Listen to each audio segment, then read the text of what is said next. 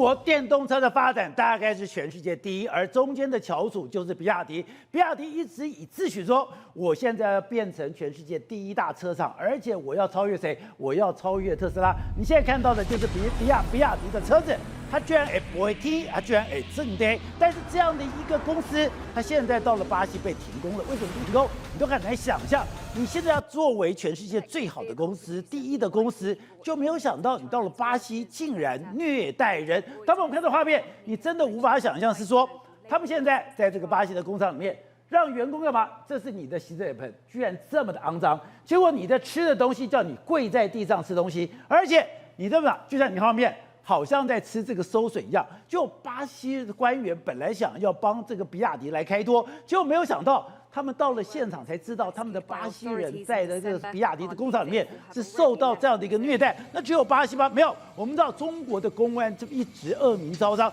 中国的公安恶名昭彰到一直有这种所谓的，不管是你的生命安全的事故，或者是这个大爆炸的事故，都非常的严重。没有想到，你连到了巴西。你都出状况。好，在这段里面，资深媒体姚慧珍也加入我们的讨论。慧珍你好，大家好。好，刚刚讲的是，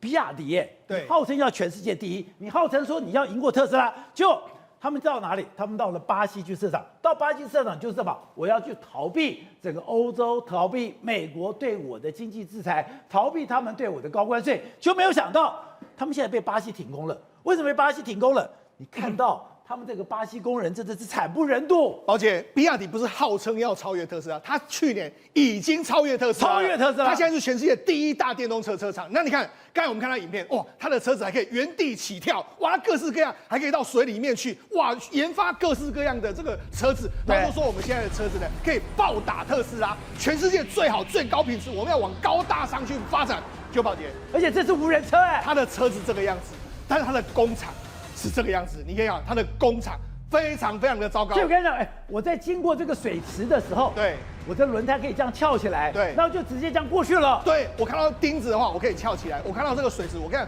飞天起来。你看这么有科技感的车子，但你看这么有科技感的车子呢，他们的工厂保险上长什么样子？对啊，底下有鸡爪钉，它可以飞起来。对，那他们工厂长什么样子？长这个样子。他们的生产线，他们的员工。住在这种地方，宝杰，你看住在这种地方，员工宿舍住在这种地方，然后他们吃的东西这么样的脏乱，然后就这样，他们员工打餐是这样打餐，然后这个整个都非常糟糕的一个工作环境，不但是每天是在这个24小时几乎是没有休息的这个工作，然后呢，这个地方好像是奴隶一样，这是巴西这几天去查获比亚迪的工厂，你看他们的报告是说什么？用了奴隶这2个字，就是说这些员工根本就是奴役啊！这个为什么会这个样子这么糟糕？而且宝杰，我跟你讲。为什么巴西会去查呢？事实上，巴西呢从今年4月、5月就已经接到报告，但是他们一直想要帮比亚迪掩盖啊，因为这个全世界最大的工厂来我们这边投资，我不想他出车祸、出事情，就没想掩盖不住了，他们必须要去把它抓出来，所以这等于是完全被踢爆之后，才知道说原来比亚迪的员工，尤其是在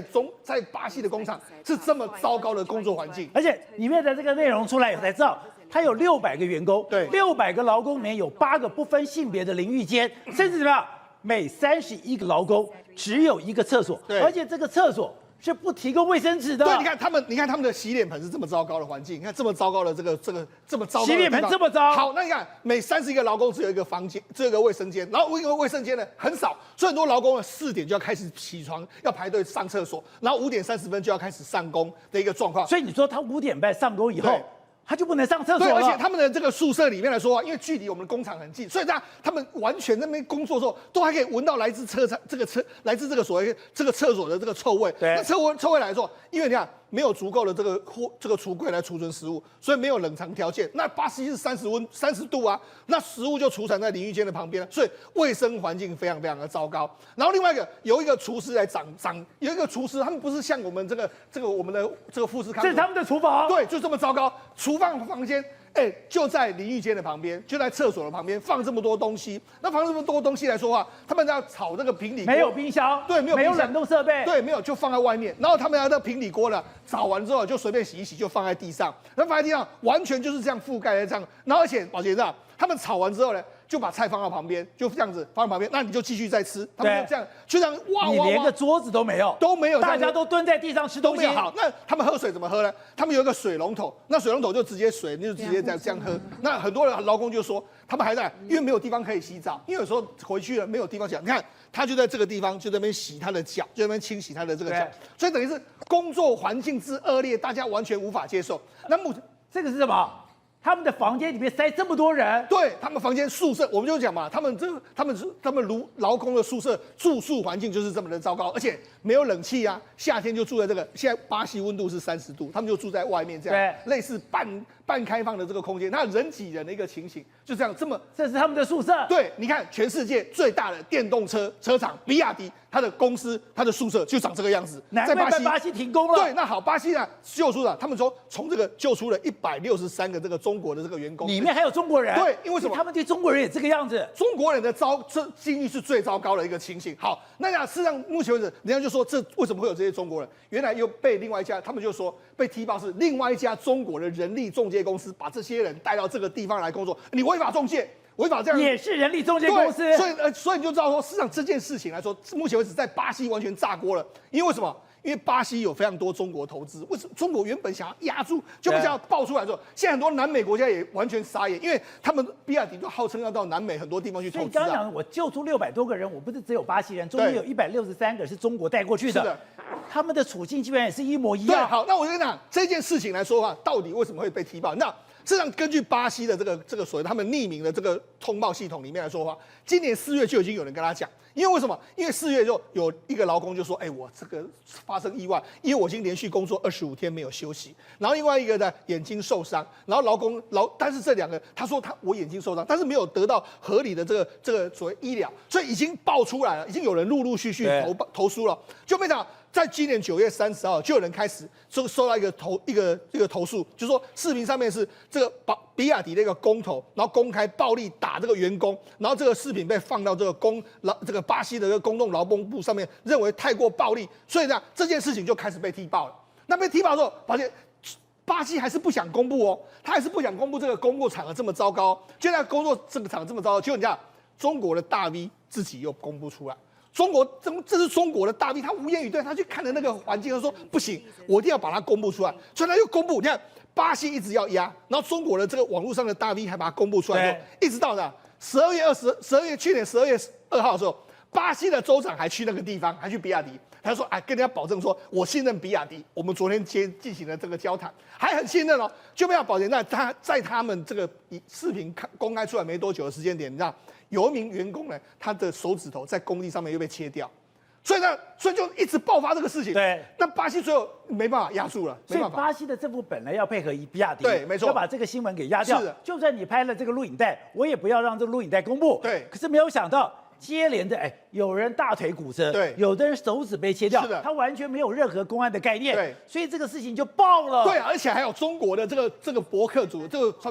们的这个所谓 opinion 的 leader 不受不了，他说这个真的是一定要踢爆，所以就整个完全就先炸锅，炸锅之后大家完全就知道说原来比亚迪的这个工厂是这么环境的这么糟糕的这个环境啊。而且我觉得比亚迪的反应非常好笑，就是你现在东方讲，你都人证物证，你刚刚的影片都有了，对，就干嘛？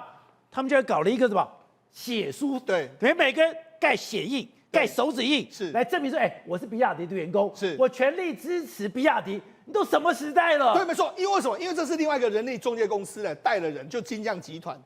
带了人过去，但是比亚迪跟他合作嘛，就比亚迪还说什么这是什么境外势力的抹黑？那境外势力的抹黑，你们中国的这个大 V 自己也这样说嘛？那巴西这样子调查都是事实啊。就那他们怎么做呢？他们就把这些员工召集起来，然后还发了一个员工声明，然后还盖他们那每一个人要签名哦，签名之后还盖上你的这个指印哦，这样盖，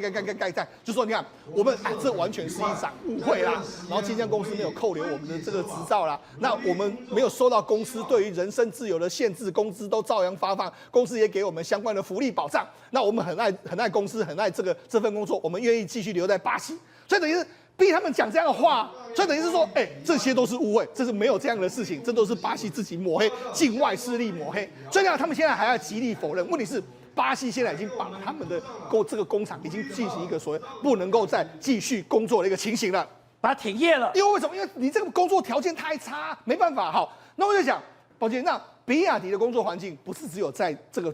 巴西这么糟糕，在中国大陆，在中国也一样。你看，这是一样，这是中国大陆的、啊，他们比亚迪的员工就是这样子啊，吃东西也是这样吃啊，也在地上吃，工作环境是相当的糟糕啊。那这样他们发生多少意外？2022就去年的10月5号的时候，比亚迪的3公计燃厂发生什么？机器人压死人，就是因为他们要这个重模在注压的时候呢，就有一个人跑进去，就把它压下，就把它压扁了，把它压扁了，把人压扁，把它压扁了。好，那还有另外一件事是2022年的7月6号。这在这个芜湖的这个工厂，这芜湖的工厂是怎样？有一个工作人员在工作的时候，他被机器卷进去，卷进去的时候，你知道当初这个机器卷进去，他那里面机器在搅一些所谓钢铁那些东西。他说什么？这个当场的工友说什么？他的身子支离破碎，变成了粉末状。这样的状况，那甚至他们还说了，因为他们这个工作场合常常有很多喷漆啊之类，他们这个环境根本就很脏乱，他们每天都在呼吸那种很脏的空气，然后再呼吸那种喷漆，都没有做任何的防范的这个措施，所以整个环境是相当的恶劣跟相当的糟糕。这在中国的比亚迪，那你就知道中国的比亚迪都是这样的时候，那巴西的比亚迪当然是更加糟糕。另外一个中国非常尴尬的是，现在在川普上任之前，王毅就跑到非洲，他要去等于说拉帮结派，就没有想到。莫桑比克的这个暴民居然用中国的装甲车去洗劫中国的商店。我们现在看到这个就是什么？这是在莫桑比克。莫桑比克最近发生了这个暴动。暴动为什么发生暴动？因为他们呢认为说中国人是肥羊，所以他们就开始在到这个中国的商店里面去打砸抢的非常多，而且是中国的装甲车，而且他们开的这个车还是中国资助的车子，他们就开了中国资助的车子，这样子继续打砸抢。好，那为什么这个显得很尴尬呢？因为这样，最近王毅他刚好人就在非洲，因为什么？因为他想要拉拢非洲这些国家，就不讲因为你中国爆发太多事情，让大家觉得说，你来我们这投资好像不见得是好事，然后你有点掠夺我们这样的状况，所以反而非洲人民大部分对中国的这个态度，其实跟政府的态度是不太一样，都有一点反对他们的这个状况，所以就变成是那莫桑比克的这些暴民是开着中国的装甲车来洗劫中国的这个他们开的商店跟相关的这个市场。好，宇轩，你都很难想象说，没有想到比亚迪这个等于说现在已经打败特斯拉的这样的一个公司，现在在外面竟然这么恶名昭彰。他不止这样恶名昭彰，最近我们看到日本，现在不是很多中国人也跑到了这个日本去旅游吗？他说中国人去日本旅游的时候，很多的动作、很多的行为、很多的习惯，让人家不可思议。宝哥，现在日本人呢都在搜寻我们讲中国人留下来的足迹，只要中国人来过，他们都知道为什么。因为日本呢山口县有一个网红 YouTuber 叫做原田将大，他就发了一篇文，但这篇文呢你看不知所以然，为什么他一个人在厕所里面，然后感觉在清清扫扫的戴着手套？他说这是中国人走过的痕迹，什么意思？中国人走过的痕迹。对，他说呢，每次呢我们日本的公共厕所都是非常的干净的哦，大家都非常的爱惜有卫生，然后呢就是使用过之后都恢复原状，但不对哦，只要中国人来过之后，他直接给你看这个现场，你看哦。这是什么？饮料瓶，对，咖啡杯，把这个洗手槽呢，全部当作为垃圾堆一样，丢得乱七八糟。而且他说更恶的还不在这边，更恶的是呢，马桶上都会有什么？会有脚印。就是日本人很多都会使用免治马桶嘛，他们不用，他们就觉得说马桶呢很恶心，所以他们干嘛呢？用蹲的，整个人直接踩在上面，然后开始去使用。而且呢，最恶是什么？你踩在上面就算了，然后地板、墙壁，然后整个牙跟细屑给都会有什么？都会有排泄物。这个排泄物牙跟细细给啊，就整个厕所里面不知道怎么上的啊，喷的乱七八糟，到处都有。所以他每次说，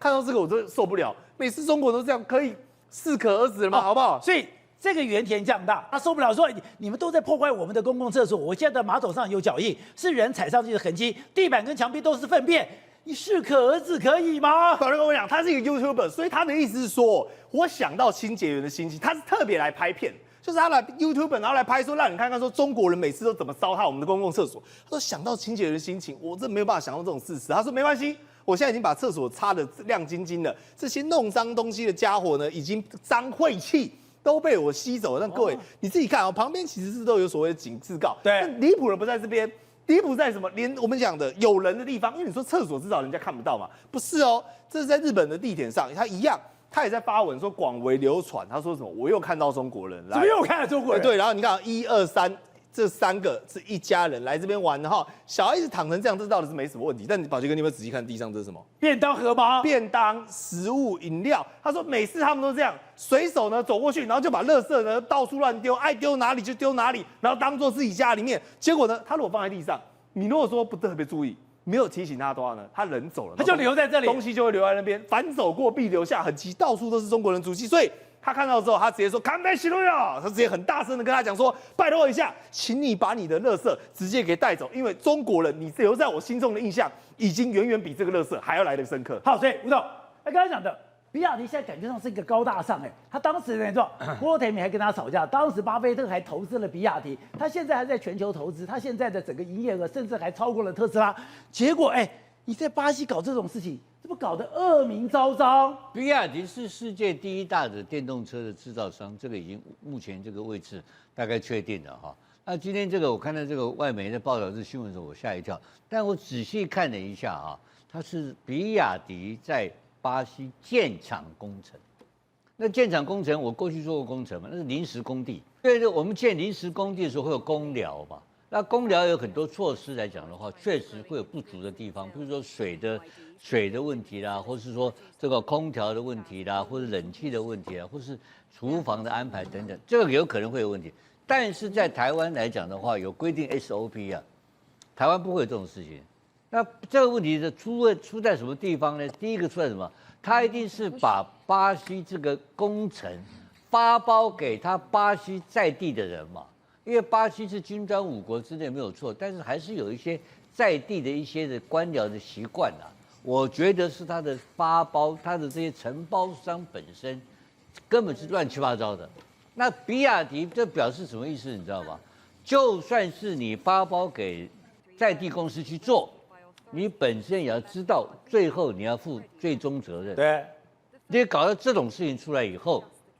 你在巴西。包括南方的环境里面，就创造一个非常不友善的印象。这种东西出来以后，对它的品牌的杀伤力非常非常的大。对呀，我现在只要看到比亚迪，我就想到那堆垃圾。对，你看这个莫名其妙嘛。所以处处的表达了两件事情：一个巴西不是一个好的环境；第二个最糟糕的就是比亚迪是世界第一大品牌。对，你的第一大品牌，你自己本身没有国际的这种作战能力嘛。随便嘛，你就看看郭台铭的这个整个他这几个大的厂，那个的井然有序啊。对，它里面的员工、厨房、厕所、工作、娱乐一系列的东西的安排啊，那都是世界的先驱的创造啊。有这种东西出来，那比亚迪曾经是郭台铭的被告，对手，所以郭台铭告的对了。不是，我觉得现在中国最可怕的就是我们之前不是讲到李怡雪吗？一个漂漂亮亮的小女生，在2022年的时候，因为刚刚讲了有一个辅警，也就是一个警察去骚扰她，对她毛手毛脚之后，她不从，然后不从了以后，她就去控告他们两个。控告了以后，他居然就被关到精神病院。这是他后来自己开直播的指控就说我被骚扰了，就我去指控他们，在没有任何的理由下，他说他那个时候才知道说，在中国非常可怕一点就是。只要公安说你是神经病，你就是神经病。我要把你关到精神病院，我就可以把你关到精神病院，我不用经过任何的程序。那你想说只有李怡雪吗？没有，现在中国就出现一句话叫做“被李怡雪”。原来还有一个非常有名的人，也就是写下畅销书《明朝那些事》的这个当年明月，他很有名他很有钱而且他是公务员即使是他现在也被认为关到了这个精神病院，而且没有任何理由。是，现在中国好像弥漫着一个恐慌的一个氛围，什么恐慌的氛围呢？就是你可能不知道什么样的情况之下，你不知道你得罪了谁，你不知道你做了什么事情，莫名其妙，公安说你发疯了，说你有精神状况，就把你送去精神病院，不用任何程序，完全没有任何程序，也不用任何审判，而且最夸张的是，你可能没有做任何事。真的很可怕。你看到现在的李怡雪，所以他们有一句话叫做“被李怡雪”。李怡雪她的状况是这样，她本来是到了那个警察局，她是要去报案，去针对其他案件报案。结果在报案的过程里面，有其他的警察对她出言不逊，而且有一点故意要摸她、骚扰她。后来她就很生气，她就不从之后，她隔了一阵子之后，她就说这些几个警察怎么可以对我这样？所以呢，恐吓就是说，这个警察对我道歉，不然的话我要对他们提起相关诉讼。没有想到，就是因为这样，她竟然被强制送去精神病院，而且好几个月，他没有经过任何的医生诊断，甚至没有事先告知他的家人，他就被送去了。被送去之后，好几个月之后。后他被放出来，被放出来之后他就更生气，因为他就说我从头到尾是个身心健康的女生，你怎么可以未经任何医生诊断，没有经过我家属同意，甚至没有经过我本人同意情况之下，你就一个公安就这样子把我强制送医，然后呢，而且他说我到了里面居然有很多跟我一模一样的人。没有发生任何事情，可能只是跟某些有权力的人发生冲突，我就被送进来了。送进来非常可怕的是，他被电击进行休克治疗，他被打针，而且我要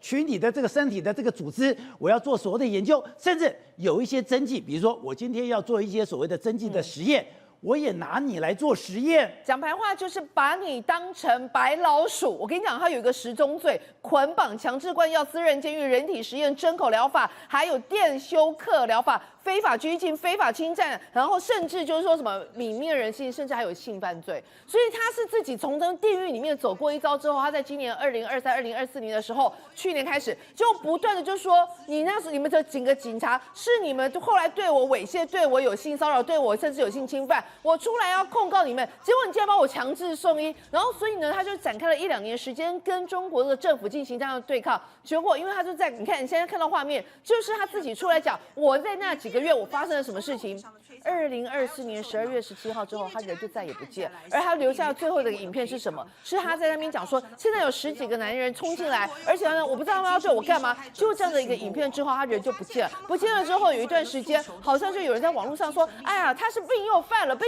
他人已经又被强制送医了。但最新的消息是，他好像已经不在这个世上了。而且这个事情已经在整个中国大陆闹翻，就大家去查有谁不见了。就刚才讲的，写下了明朝那些事的当年明月，他也失踪了。那失踪了以后，他讲说，他也被送到600号。为什么送到600号？因为在上海的这个所谓的宛平南路600号，就是上海市的精神卫生病院。他讲说被丢进去了，说他们猥亵他的长官，因为长官就代表他精神有问题，不对，你猥亵你的长官，跟你精神有没有问题那是2回事。第二个就是他说他在公职，他是有公职的，你如果有公职，如果把你卸下你的公职，你要送到监边，你要有公告，也没有任何的公告，所以连他这样的人都会莫名其妙在中国失踪，所以他们现在就变成是贝里米雪，谁是贝里米雪的新的一个受害者？就是你刚刚提到的这个当年明月啊，以这个笔名，他本名叫做10月。我跟你讲，他这个1月8号在整个中国网络上炸开，为什么炸开呢？大家心想说他是一号人物而且最重要的一件事情是，他没有以谁为敌啊，他就是写一些历史故事，然后因为就是靠一支笔，然后就赚了一些钱之后被变成是官员，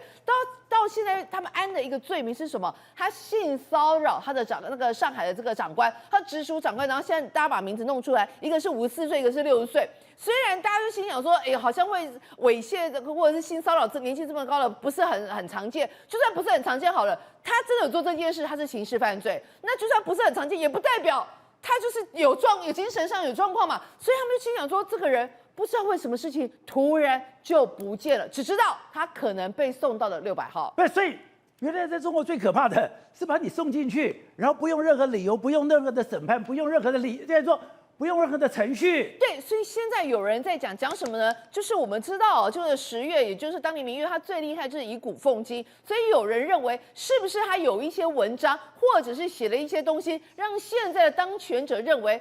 你是不是有点在以古讽今？你是不是有点在嘲讽我们这样的意味在？但是说实在话，现在目前上网络所有的相关消息，大家都心里想说，连10月，连这个当年明月这样子连续7年。占了中国的一个作家排行榜的首富的这些人，都可以一夕之间莫名其妙就被李选。那全中国人有谁是安全的？对，另外一个事情我也觉得非常荒谬的是，最近洛杉矶不是大火吗？而且大火烧到富人区，班艾弗列克，包括很多的名人家里都这样子付之一炬咯。付之一炬，本来讲说那天灾对不对？就没有想到这背后竟然是人祸。因为不是讲吗？那个消防员到了现场居然没有水，连川普都讲。你把北边的龙头打开吧，你救南部的人吧。后来才知道说，他们为了干嘛？他们为了要保护所谓的三角洲的这个所谓银白鱼，很多的这个水坝不能去处理。还有，我为了要鲑鱼回流，我那个北边的水不能往南边流，更不用讲，我当时说，我要保护环境，所以那个地上的这个杂草不要乱除，我那个树不要修剪。因为你不修剪树，你的地上的这些落叶不去处理，再加上你的水源的分配。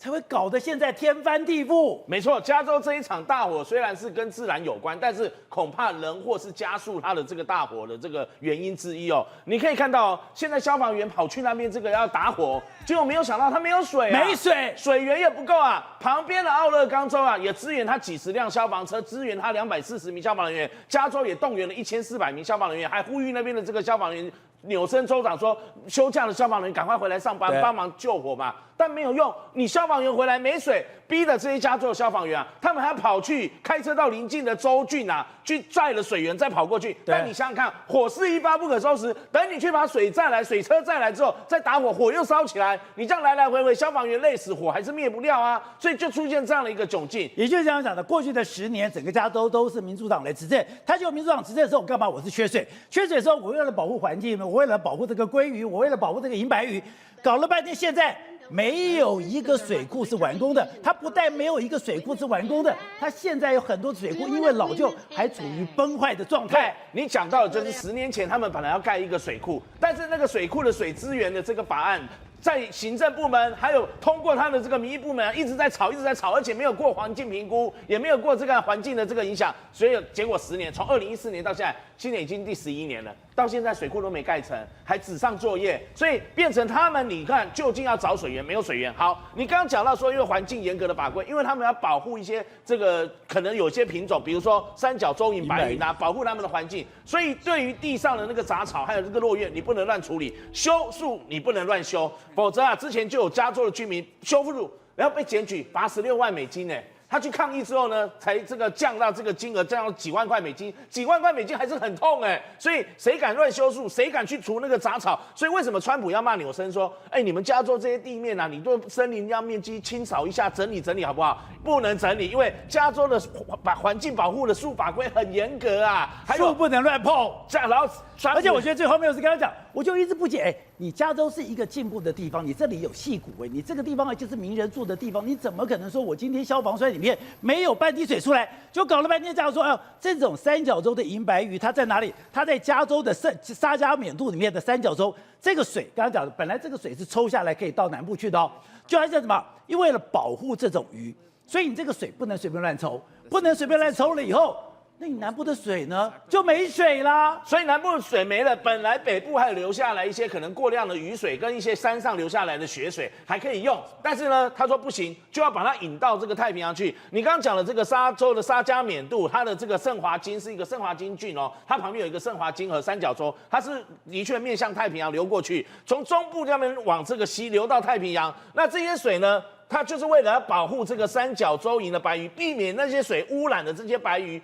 它会造成濒危的这个鱼种，它的这种小型鱼三角洲银白鱼它的灭绝，所以就把水流到了这个太平洋去，变成北部的水你下不来，南部的水你又储积不成，那你又没有盖水库，那请问你水哪里来？没有水了。所以川普去年的时候接受一段访问，他包括在网络上都有 po 这个文，他就开始在骂，所以现在民众就找出来说，哇，川普去年在选举期间神预言呐，在那边讲加州为何保护这个三角洲银白鱼可能会面临这场灾难。对，当然川普也抓住这个契机，开始不断的在网络上 po 文，也在指责他现在不断在修理加州的州长纽森，他现在不断的修理现在洛杉矶的这个市长，他也不断修理这个洛杉矶的这个所谓的消防局的局长。更夸张的是，你今天为了你的多元政策，你刚刚讲的我的资源要分配，我去删什么预算？我居然去删消防局的预算，删消防局的预算才发现说，他很多该做的工作、该做很多的训练都没有。而更夸张的是，这个所谓的这个消防局长，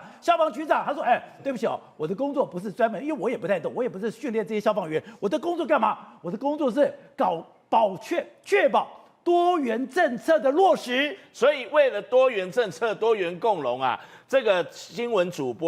持人 Newsmax 他一开宗明义就说，这一场大火造成的一些死伤啊，就是来自于这个 DEI。DEI 它的英文缩写就是大概是多元、平等、公平还有包容，就是多元共荣的政策。那巴斯还有洛杉矶市长。他支持这个政策，所以找来了这样的一个消防局长没有关系。但你做了这个预算，在去年6月通过了加州的这个洛杉矶总预算的时候呢，这红色的是什么？就是在200多亿美金的预算当中，它删了8亿多美金，大概相当于260亿台币。其中呢有700万的美金呢是跟这个消防人员加班，还有消防的这个火灾预防以及其他关键的这个灭火的作用有关，以至于这一场大火一发不可收拾，烧掉了1/6个台北市面积这么大的这个土地的这个建物，也烧掉了大概160几座台北市大安森林公园这样的一个面积的地方的这个土地建物，然后有5、6千栋的房子全部烧毁，尤其是集中在好莱坞我们常听到那些大明星的富人区，太平洋的帕利塞德区哦，那些是高级住宅，是著名的太平洋断崖。包括谁？史蒂芬·史皮伯大导演，还有班艾弗列克。班艾弗列克开着车还被人家拍到很无奈的这个车窗摇下来，开着车要跑去前妻的这个家里去避难。还有亚历山德勒、汤姆·汉克斯他们的家，还有杰梅里·寇蒂斯啊，这些大明星的家全部都像这样。一栋一栋，本来是像星罗棋盘这样子，很整齐、很漂亮的豪华豪宅区，全部都烧成这样，是拍了4个房子，烧光光了。所以也难怪川普他现在骂他每一篇的这个文章在网络上，他还把他直接骂加州的州长是个人渣，是，所以他就直接形容是扭渣，因为加州州长叫纽森，对，纽森加人渣就骂扭渣。你看他别人傻说，应该立即前往北加州打开水龙头总水管，让水流入它干燥饥饿燃烧的南加州，还不是流入太平洋啊？那这边甚至提到说，他也骂拜登你的联邦那个 FEMA 简直没用嘛，紧急事务部，对，你他讲了2个说这个当然太荒谬了。到现在刚刚讲的，我今天的消防虽然一滴水都没有，现在对美国最重要的紧急事务管理局竟然1块钱都没有。是的，所以纽森加州州长他其实也有打电话给这个，在记者面前打电话给这个美国总统拜登，尴尬的是拜登电话竟然没接。所以让纽森更糗了，所以后来小唐纳川普啊，他也甚至骂，我觉得乌克兰躺着也中枪。他说你拜登政府啊，前几年2022年3月的时候就援助乌克兰一批消防设备啊，搞不好加州的这个也跟这有关受到影响，所以这是川普的儿子骂的。所以你看到这个加州以前蓝色的都是民主党的地盘，在2020年选举的时候，很多都投给拜登。这一次呢，2024年这红色全部都投给这个川普，所以你就知道，不只是我们节目上次讲到的那个加州47号法案，加州零元购，那现在因为这一场的这个加州森林大火，恐怕又扭转了整个共和党在加州的这个政治的这个盘势，因为民主党被骂翻了啊。好，所以石头刚才讲是。这个地方也有些朋友也住在这个地方，这个真的是洛杉矶的富豪区，就没有想到洛杉矶的富豪区现在变成了一片废土。更荒谬的是，这个地方以前是最支持民进党的，最支持民主党的，最支持拜登的，对，结果现在受害这么惨重。那为什么受害这么惨重？因为加州最近很多的政策真的是太离谱了。对，没错。实际上这一次的这个受害者来说啊，都是高大上，都是有钱人啊，像譬如说 LA 的非常附近的，包括说像电视的这个名人啊，或者说像电影的名人啊、运动员啊，一堆名人全部都遭殃。你看一看啊，这原本是这样的地区，非常漂亮，现在完全都变成是废墟。你看以前原本是这样，后来就变成是废墟，真的很惨了。那宝杰那我们就说这一次呢，不是那个川普不是说你保护那个没有价值的这个三角洲银白鱼，抱歉。这个三角洲银白鱼很有价值，为什么？因为这一次加州的损失到目前为止来说，已经高达新台币5兆到6兆，这就是保护三角洲银白鱼的价值就是这么多，而且不止保护三角洲银白鱼，还保护之后他们的这个鲑鱼，因为为什么回流？因为事实上在加州南部这个地方是比较干燥，他们的河流大概在加州北部，那就加州北部来说，你要引流进来啊，引流进来之后，纽森说不行，因为引流进来之后，我们三角洲银白鱼的水源就遭到破坏。那如果盖了水坝的话，我们这个鲑鱼回流就受到破坏，所以不行。你看，这个第一个政策就是没有水了。那没有水了，宝杰，那还犯了什么错误呢？还犯了宝杰这一次有一个人被这个所谓风口浪尖，就是这一次的消防局局长克劳利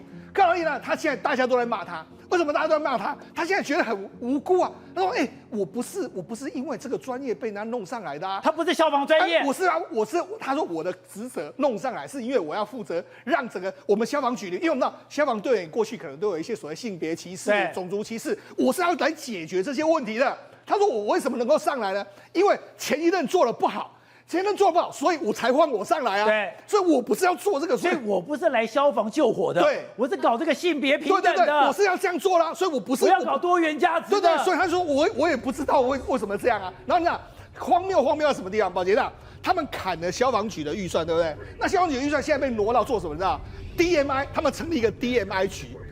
DEI 局，就是说我们目前为止，我们这个在我们局里面呢，我们还成立一个 DEI 局，就是我们还要做这个 DEI， 我们还把部分的原本消防队的预算拨到这里面来，还成立一个办公室在搞这个。那一年的预算呢，每一个这个警局分局呢，都有百万就花在这上面，所以又花在这上面，又没有办法去采买东西啊。那所以说，这整个如果你仔细来看的话，就是一些很荒谬的这个所谓，或许是我们可能认为说，这个价值观有必要弄到这个样子吗？但是政治玩得太过头的时候，倒霉了就是这些目前加州的一些野火的灾民。